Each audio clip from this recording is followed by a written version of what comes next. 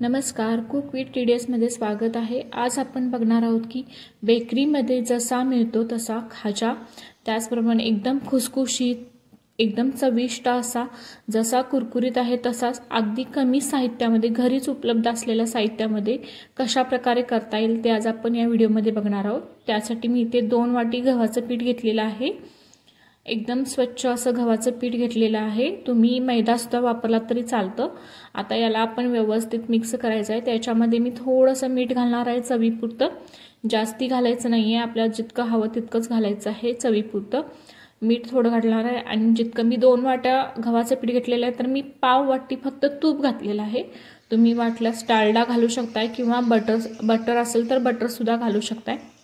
आता याला आपण व्यवस्थित मिक्स करायचं आहे। मी नॉर्मल तूप घेतलेलं आहे, जास्ती गरम पण केलेलं नाही आहे ना थंड पूर्णपणे घट्ट असं घातलेलं नाही आहे, एकदम थोडंसं असं नॉर्मल असलेलं तूप घातलेलं आहे। याला आता आपण व्यवस्थित मिक्स करून घ्यायचं आहे पाणी घालायच्या आधी, आणि नंतर हळूहळू पाणी घालत याला आपण त्याचा पूर्णपणे एक गोळा तयार करायचा आहे आणि व्यवस्थित असा त्याला मळून घ्यायचं आहे। जास्त पातळ करायचं नाहीये, जसं आपण चपातीला पीठ मळतो तसं आपण मळून घ्यायचं। याला आता आपण एक 10 मिनिटं ठेवूया।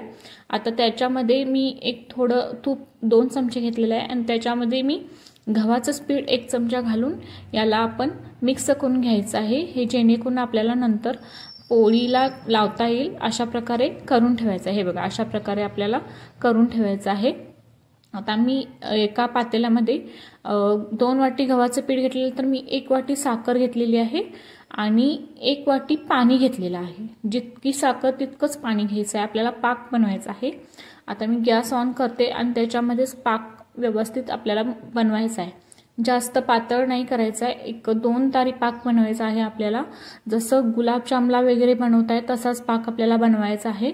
हे बघा, अशा प्रकारे मी इथे साखर आणि पाणी घातलेलं आहे। याला व्यवस्थित उकळू द्यायचं आहे।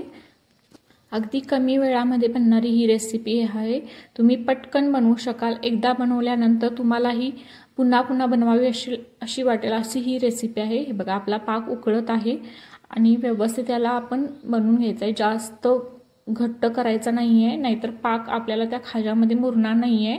आपण पहिल्यांदा बोटाला तो चिकटतो का नाही हे बघायचं आहे, जेणेकरून आपल्याला पाक व्यवस्थित झाला आहे की नाही ते समजेल। अजून माझा पाक झालेला नाहीये, हे बघा, अशा प्रकारे बोटांना चिकटला पाहिजे, त्यामुळे आपल्याला समजेल की पाक आपला व्यवस्थित झालाय। जसं तुम्ही रव्याच्या लाडूला किंवा कोणत्याही लाडवांना जसा पाक बनवता तशा प्रकारे पाक बनवायचा आहे, पण जास्त घट्ट प्रमाण करायचं नाही। आता याच्यामध्येच मी वेलची पावडर थोडी टाकलेली, जेणेकरून वेलचीने काय होईल की त्याला थोडासा स्वाद चांगला येईल। हे बघा, अशा प्रकारे आपला पाक तयार झालेला आहे। आता मी चेक करून बघते, हे बघा, आपला पाक घट्ट लागत आहे, आता बोटांना चिकटत आहे। अशा प्रकारे आपल्याला पाक बनवून घ्यायचा आहे। पाक झालेला आहे। आता मी याचे गोळे तयार करून घेतो। जसे तुम्ही चपातीला गोळे बनवता तसेच आपल्याला याचे चपातीचे सारखेच गोळे बनवायचे आणि याच्या आपण चपाती लाटून घ्यायच्या आहेत। एकदम पातळ ठेवायच्या, जास्ती पण जाड करायच्या नाहीयेत, नाहीतर आतमध्ये पीठ राहतं आणि त्यामुळे ते पीठ काय होतं की तेलामध्ये टाकल्यानंतर ते कच्चच राहतं, जास्त आपल्याला ते शिजत नाही। त्यामुळे पातळ चपाती बनवायची आहे। आता मी एवढ्या साईजच्या लाटलेल्या आहेत आणि त्याच्यावरती आपल्याला जे तुपाचं जे बॅटर केलं होतं, तूप आणि गव्हाच्या पिठाचं, तेच आपण याच्यावर लावून घ्यायचं आहे। याला पूर्ण लावून घ्यायचं आहे आणि थोडंसं पीठ टाकायचं आहे, जेणेकरून त्या पाती आपल्या व्यवस्थित, म्हणजे त्याला पाती व्यवस्थित सुटू शकतील पिठामुळे। हे बघा, मी आता हे टाकलेलं आहे। आता आपण अशा चपात्या सगळ्या लाटून घेतलेल्या आहेत। आता त्या चपात्या मी याच्यावरती टाकते। तुम्हाला किती थर करायचे असेल त्याच्यानुसार तुम्ही करू शकताय। मी इथे 3 ते 4 चपातींचं थर केलेलं आहे। तुम्हाला जास्त हवा असेल, मोठी साईज हवी असेल तर तुम्ही मोठ्या साईज सुद्धा जास्ती चपात्या घालून तुम्ही करू शकताय।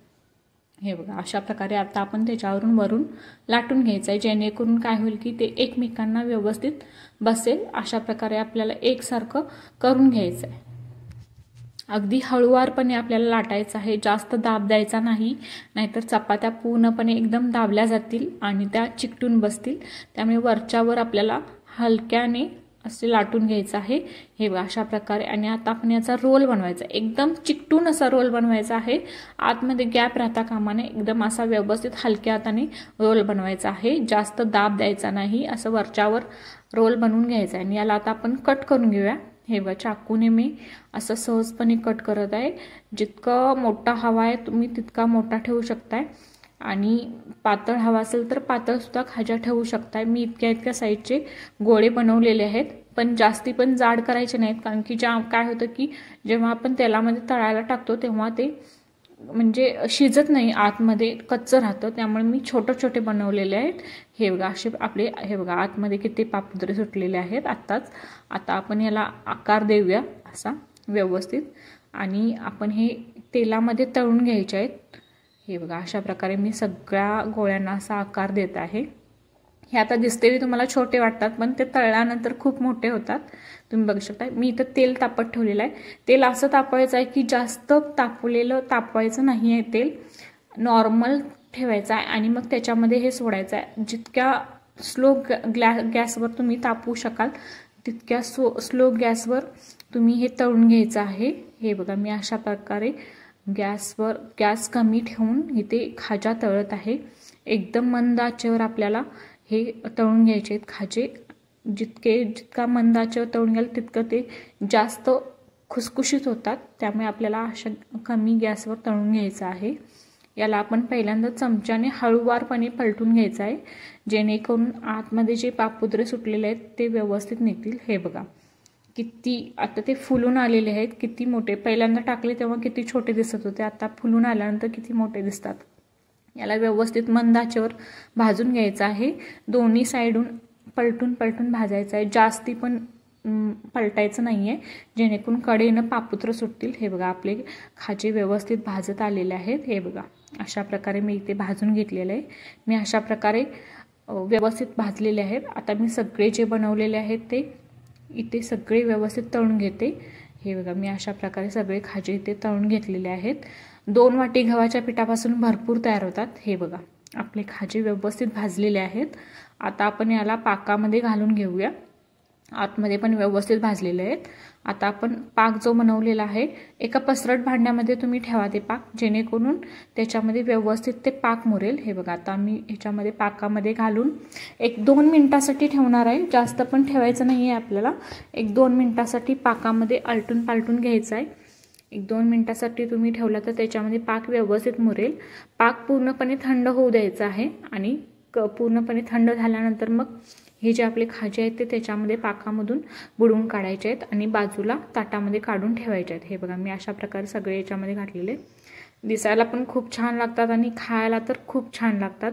जसे बाजारामध्ये बेकरीमध्ये मिळतात तशाच प्रकारे हे खाजे खायला लागतात। तुम्ही पण नक्की ट्राय करून बघा। हे अशा प्रकारे मी इथे सगळे खाजे बनवलेले आहेत। तुम्हाला जर ही रेसिपी जर आवडली तर प्लीज लाईक करा, शेअर करा आणि चॅनलला सबस्क्राईब करा। थँक्यू।